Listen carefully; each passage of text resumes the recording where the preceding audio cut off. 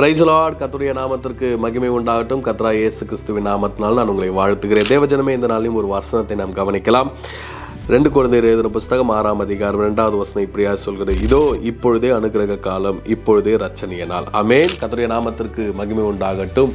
சில நேரங்களில் ஆண்டவர் இந்த நாளிலே உங்களை தேர்ந்தெடுக்க வேண்டும், இந்த நாளிலே உயர்த்த வேண்டும், இந்த காலகட்டங்களிலே கர்த்தர் உங்களை ஆசீர்வதிக்க வேண்டும் என்ற சில குறிப்புகளை கர்த்தர் வைத்திருப்பார். அந்த வசனத்தின் அடிப்படையில் தான், அந்த நோக்கத்தின் அடிப்படையில் இந்த வார்த்தையை நான் பேசுகிறேன். இதுவே இரட்சணிய காலம், இதுவே அனுக்கிரக காலம், இதுவே இரட்சணிய நாள் என்று உங்களிடத்தில் சொல்கிறேன்.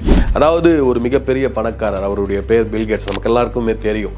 அவர் ஒரு பேட்டியை கொடுத்து கொண்டிருக்கும் போது எதிரில் உட்கார்ந்து கேள்வி கேட்கிற அந்த அம்மா சொன்னாங்க, எப்படி நீங்கள் இத்தனை வருட காலமாக நம்பர் 1 இடத்துலேயே இருக்கிறீங்க, பெரிய பணக்காரராகவே இருக்கிறீங்களே, எப்படி உங்களால் முடியுது அப்படின்னு சொல்லி கேட்குறப்போ அவர் உடனே என்ன பண்ணார்னா, அதுக்கு பதில் சொல்லாமல் ஒரு பிளாங்க் செக் எடுத்து அவர் சைன் பண்ணி என்ன பண்ணார்னா அந்த பேட்டி கேட்கிற அந்த மகள் இடத்துல நீட்டின உடனே அந்த மகள் சொன்னாங்களா, எப்படி நீங்கள், எனக்கு புரியல, நீங்கள் நான் கேட்ட கேள்வி வேற, நீங்கள் என்ன செக்கு கொடுக்குறீங்களே அப்படின்னு சொன்ன. மறுபடியும் என்ன பண்ணாரா, அமைதியாக நீட்டும் போது அப்படியே அவங்க திகைத்து நின்று கொண்டிருந்த போது உடனே அந்த செக் எடுத்து திரும்பவும் தன்னுடைய பேக்கெட்டில் வைத்துக்கொண்டு சொன்னாராம், ஒருவேளை இந்த நீ செக்கை வாங்கி இருந்திருந்தா நீ என்னை விட பெரிய பணக்காரியா இந்த நேரத்தில் மாறி இருக்கலாம். ₹1 அதிகமாக, என் சொத்தை விட அதிகமாக எழுதி இந்த செக்கை நீ விட்ரா பண்ணியிருக்கலாம்.